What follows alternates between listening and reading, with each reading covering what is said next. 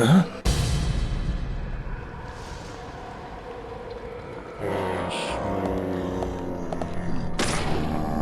Amazing.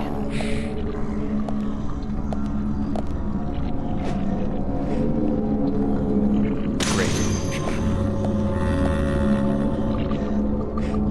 Amazing.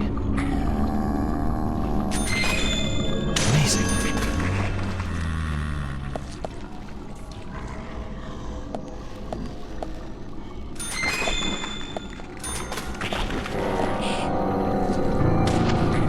Bullseye. Great.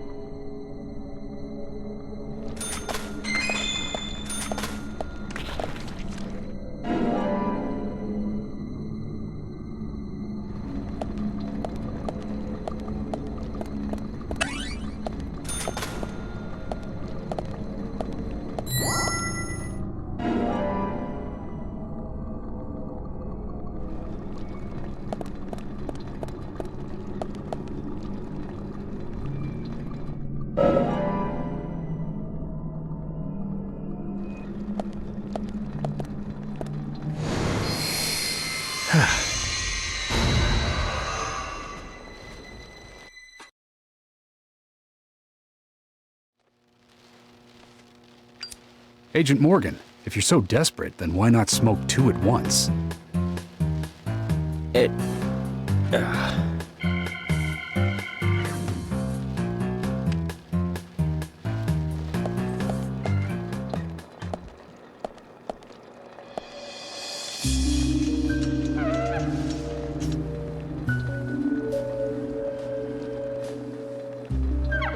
Who's that old man? That's Harry. Harry Stewart. One of the bigger problems around here. His father started up the lumber trade and founded this town. But he's a weird one, as I'm sure you can see. Always dressed like that, never speaking to the townsfolk. And just FYI, he owns almost the entire town. Not that that makes any difference. So long as I'm around, he won't be getting away with any funny business.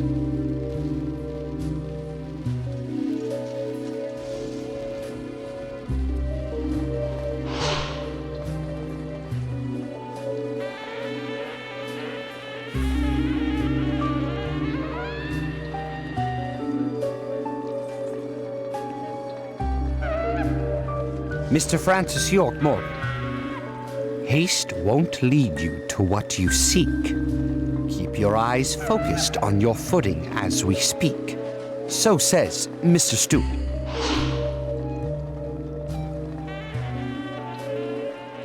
Nice to meet you too. How did you know my name?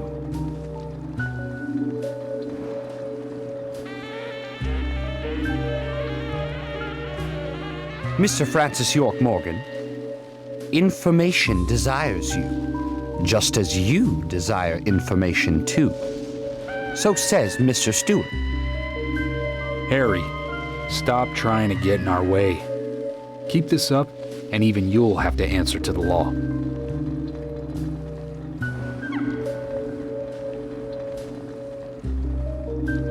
Mr. Francis York Morgan, with each rain our town goes mad.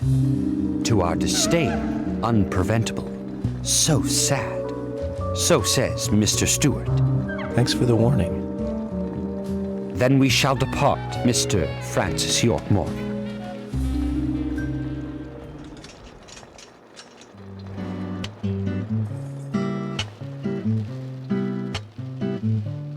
That's how he always is. Always spouting that nonsense. Don't give it any thought. It's all gibberish. Emily here. Uh-huh. Oh. Okay, thank you, Thomas. Agent York, we've contacted the first witnesses to the crime scene. You can interview them where they found the dead body. Excellent. I was just about to ask if you could take me there.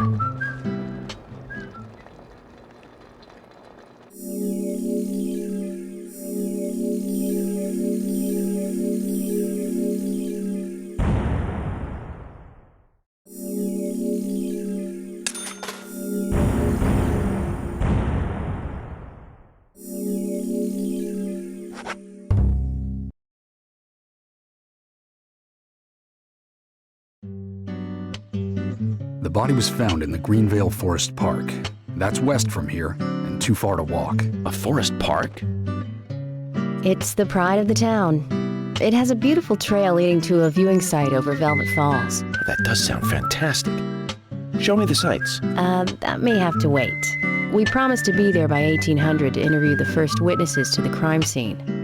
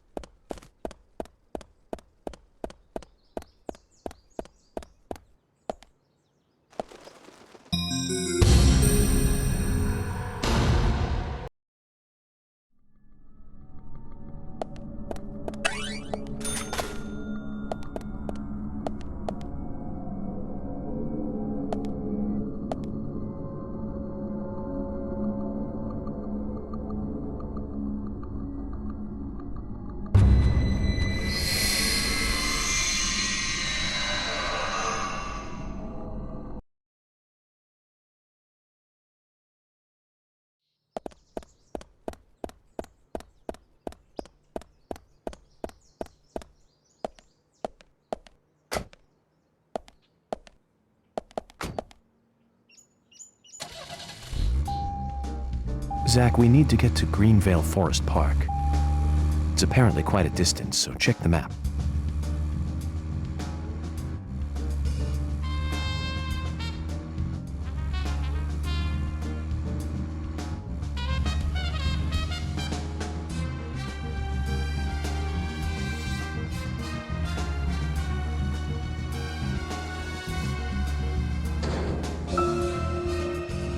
Zach, picking up from where we left off. Okay, Zach, I've been thinking about what movie I'd like to watch next. And finally, I've made a decision. It's always hard to narrow it down just to one movie, but I've put a lot of thought into this, and I'm sure you'll agree with me. 1975. Directed by Steven Spielberg himself. The grandfather of panic movies. Set in a small town in Massachusetts. That movie made me stay away from the beach for years. I was always afraid that a hand might come floating up. You know what I'm talking about, right? Yep. It's Jaws. The underwater camera work accompanied by that John Williams music. I'd never been that scared by a movie before. But the best thing about it is that it isn't just another Panic movie. The mayor who won't close the beach even when there are so many victims, and Chief Brody putting the citizens' lives above all else. The film gave a lot of time to the dispute and friction between them. It certainly had a lot of messages for a 2-hour film. And that's probably another reason why it was such a record-breaking hit. One of my regrets in life is that I didn't see it at the movie theater. I guess I was still just a child back then. But still, I wanted to taste that terror in real time. That reminds me, Zach. Did you know this one? Jaws also appears in another movie that was produced by Spielberg, the second Back to the Future. It was directed by Robert Zemeckis, who later made Forrest Gump. That's also a masterpiece, of course, but we'll discuss that another time. So the scene where Jaws appears is right after Marty McFly goes 30 years into the future. He passes by a movie theater and is attacked by a holographic shark. Marty is shocked, of course, but looking closer, he sees the words, Jaws Part 19. The director is credited as Steven Spielberg Jr. In reality, there were actually only 4 Jaws movies. It was still a great joke. 30 years from 1985 would be 2015. We'll be there pretty soon. I wonder what life would be like by then, Zach.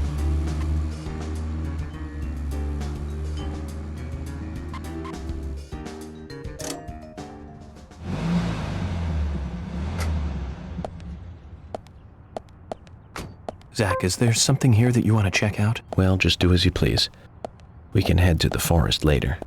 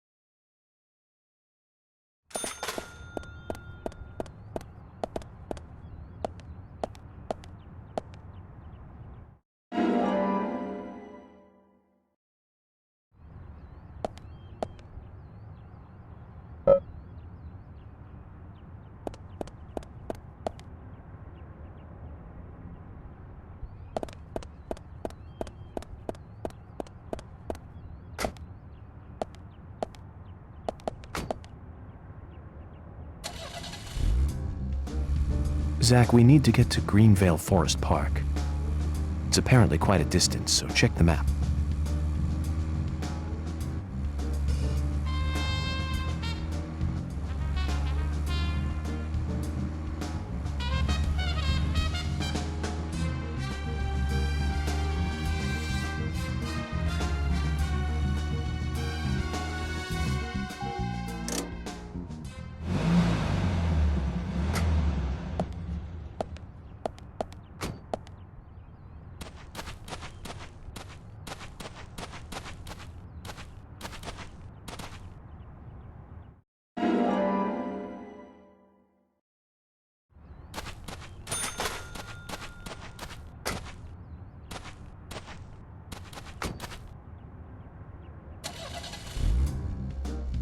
Zach, we need to get to Greenvale Forest Park.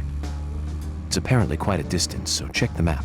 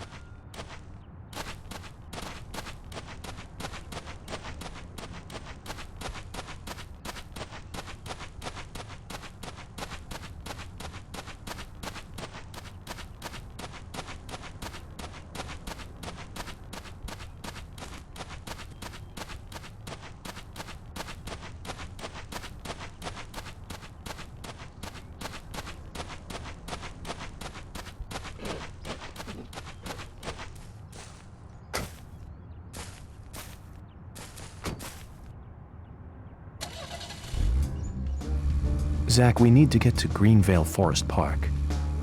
It's apparently quite a distance, so check the map.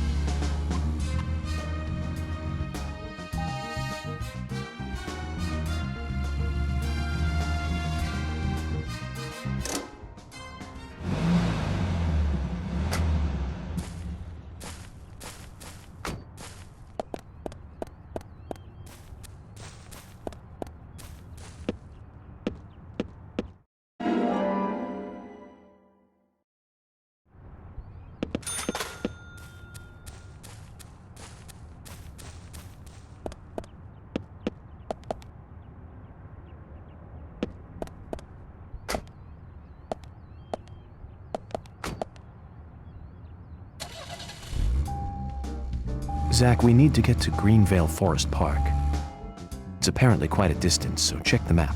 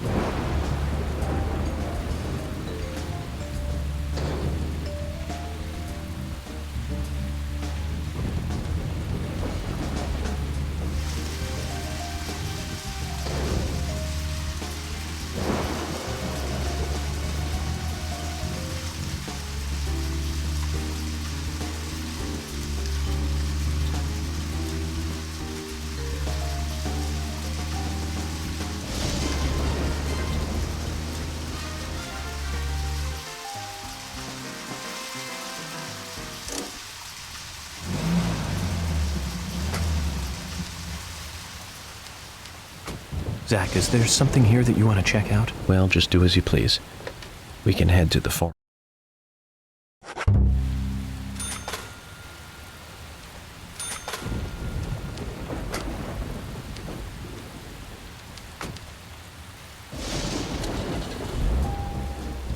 Zach, we need to get to Greenvale Forest Park.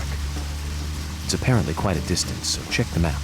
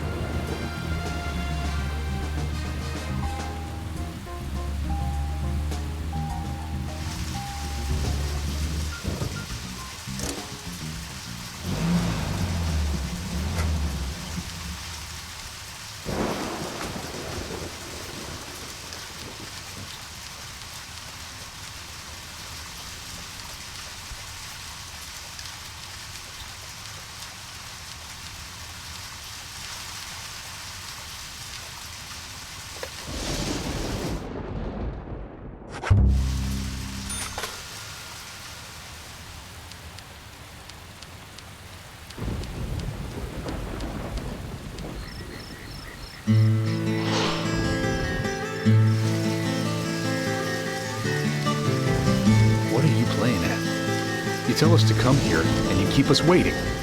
Is this the way the FBI treats their own people? Hello, George. I just had some things I had to do. You really are pushing it, you know that? I'm sorry if I upset you, but it was important stuff. To me, at least. That isn't the issue here. We are in the middle of a homicide investigation. He's not listening, George. I think we both know by now how little he thinks of other people's feelings. I'll be more careful from now on. I promise.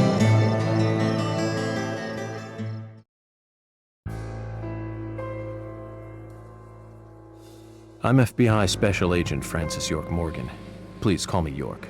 It's what everyone calls me. And you are Jim Green? That I am, son. I keep these woods.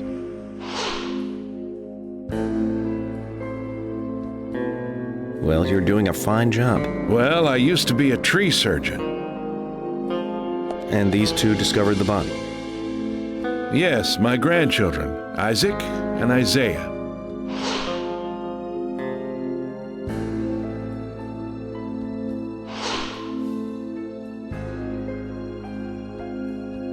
Zach, you see that? Twins. Just like in my dream. We gotta keep an eye on these two. I'm sorry. Could we talk away from the boys? I want to help your investigation, but I don't want them to hear this. Very well. Emily, please. I'll just take them over there then. Thank you. Hold on. Don't do anything without asking me. These children were the first to witness the crime scene. I want to talk to them. Come on, they're just kids. They have no idea what really happened to Anna. That doesn't matter. You agree with me, right, Zach? How heartless. Do you ever think of other people's feelings, ever? Emily's right.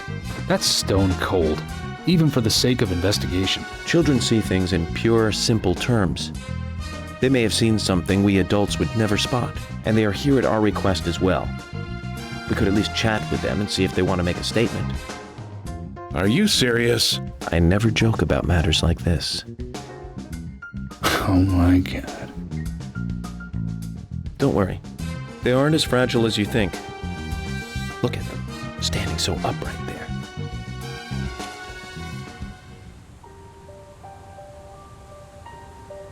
Now then, Isaac, Isaiah, tell me, what did you find here? Anna, she was so pretty. She had a red dress on. Her hair was shining. Bright gold hair. There were lots of animals around her. Squirrels, weasels, and a snake. A real snake. We didn't know until then. But we know now. Anna was the fairy of the forest. She was a goddess. She smiled when she saw us. She looked so happy. That's right, Isaac. Isaiah. She was a fairy. A goddess. I'm sure she is playing with those animals even now. Of course she is. Yeah, of course. Most useful information, boys. Well, Emily, you can take them now.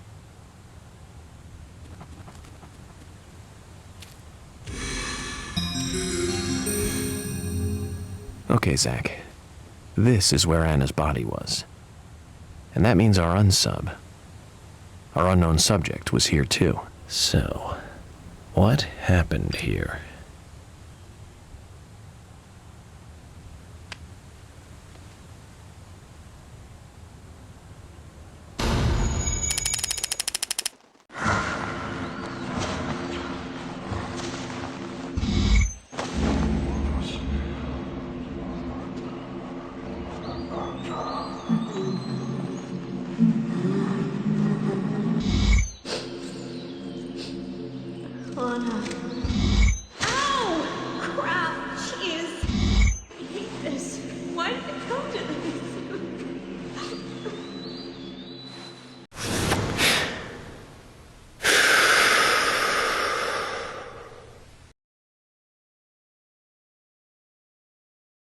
Zach, something is still missing.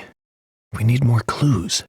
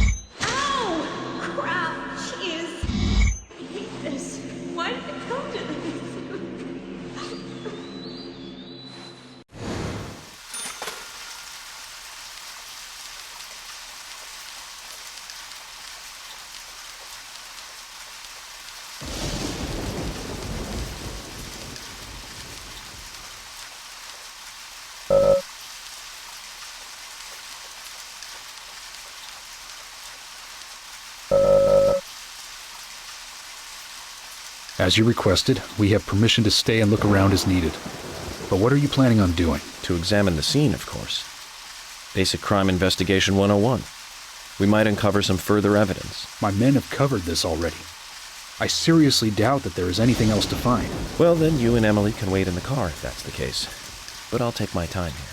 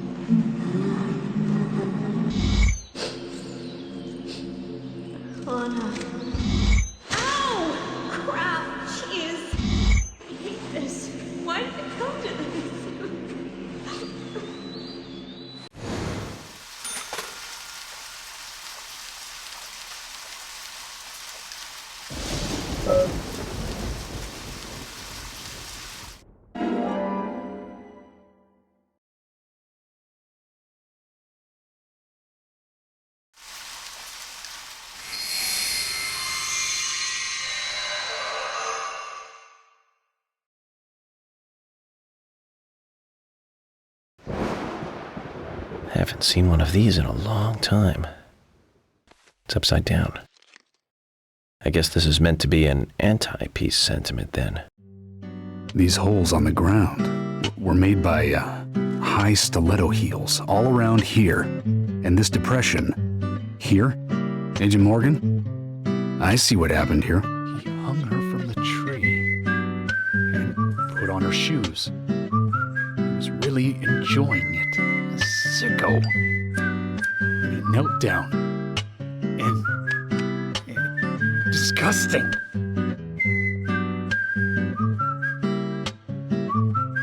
George, you certainly have a vivid imagination.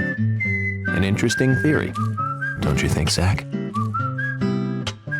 What was his name again? That Hollywood producer. That's right, Joel. We really ought to introduce George to him, Zach. Profiling is a little different from writing a screenplay, though. An idea being interesting doesn't make it fact. Let me enlighten you, George. The footprints reveal that one of the heels were missing from the shoes. And they're different from Anna's shoes that we saw at the office. Furthermore, there would be even more disgusting evidence if he did kneel and, well, do as you suggested. If you want proof, go ahead and try it for yourself. He knelt here for a reason other than simple perversion. Zach, what was he doing in front of Anna?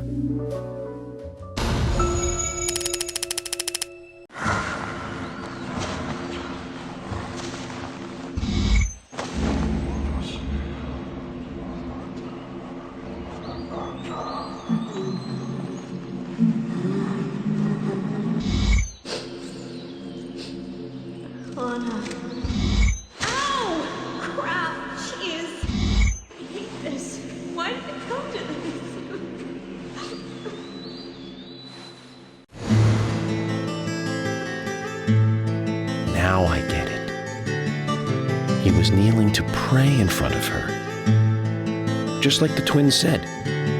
She was a goddess. The unsub, or unknown subject, offered prayers to Anna's body, with its bitten-out tongue and massive body wound. Once dead Anna was transformed from an object of despite into one of worship. So who is Miss Stiletto Heels? The steps are close coming up to the body, and then farther apart going away. There was a reason to hurry away then. That settles it then, George. Miss Stiletto Heels is a third party here. She's not the murderer. No one runs away from an object of worship. She could be another victim who was with Anna. Or perhaps an accomplice who fled for some reason. She is also one who took whatever it was Anna was holding on to in her hand. But why? Why did she leave her here? Only Miss Stiletto Heels knows the reason for that. She might know something about the man with the reversed peace mark, too. How many women wear high stiletto heels in this town, do you think? Oh, I should think most of them have at least one pair. I do too, before you ask. But nobody would come all the way out here wearing them, except maybe one person. Don't keep me in the dark, then. Who might this elegant lady be? Diane, the owner of the art gallery. But she's out of town for a big art auction. I heard she'll be coming back in a couple days. Then we'll just have to give her a warm welcome home. A more immediate matter, then. Where in town can you find something like this? It should be a building that isn't used anymore, with either a lot of metal or metal machinery or something like that. The old lumber mill. Then it's time to really get this show on the road. Could you guide me to this perfect setting for extravagant murder?